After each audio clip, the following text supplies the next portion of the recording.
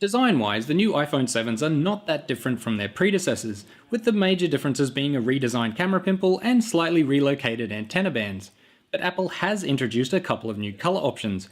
Space Grey has finally been retired in favour of two new variations on black. It's Chris Carlin for Tab Times here with a quick iPhone 7 colour comparison.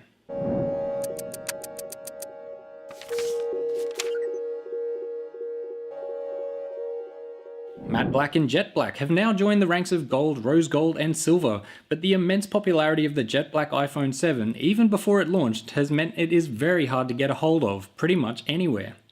If you're after the jet black iPhone 7 Plus, you'll already have to wait until November to get one, or until mid-October for the iPhone 7. Taking a look at the four colours we were able to get a hold of, the gold, silver and rose gold are the same tones you'd already know from last year's iPhones, all with white on the front around the display. In some light, the gold and rose gold look very similar, but just moving the phones around in the sun is enough to reveal the full differences in colour of the bead-blasted aluminum. I'll never quite understand why rose gold is a thing, it certainly looks like pink to me, but the colour itself is pretty understated, and the white accent colours actually go very well with the gold and the pink individually. The silver iPhone 7 is perhaps the least assuming of all, with the soft matte silver blending in very nicely with the white front panel and antenna bands. In the sun, the silver colour can get very bright, almost to the point of looking white, but fortunately it is also really good at covering up fingerprints, as are the gold and rose gold.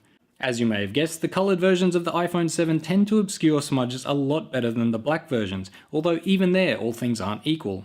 The matte black iPhone 7 is very stealth, with a black Apple logo that rarely reflects light like on the other colours. An inky black all over, in my opinion the matte black iPhone 7 looks even better than the shiny jet black, but it still manages to collect fingerprints like most black phones, showing that even Apple hasn't figured out how to dodge that bullet yet. It's far from a problem, but if you don't like constantly having greasy marks on your phone or tirelessly cleaning them off, then you might want to opt for another colour instead. Perhaps the best feature of the two black iPhones though is the black shell combination with the black front panel, which looks very smart indeed. But what about jet black? Well, if you're the clumsy type, it's definitely the grippiest colour of the new iPhone batch, but before you go thinking about living case-free, know that the jet black iPhone 7 is a monster for fingerprints and is particularly susceptible to what Apple calls microabrasions.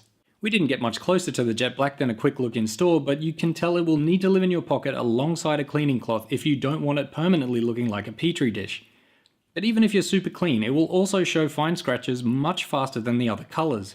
While it would be a shame to cover such a nice looking phone in a case, it might be your best bet for keeping it looking as good as possible for as long as possible. Let us know in the comments below which colour you like best and which colour you think Apple is still lacking.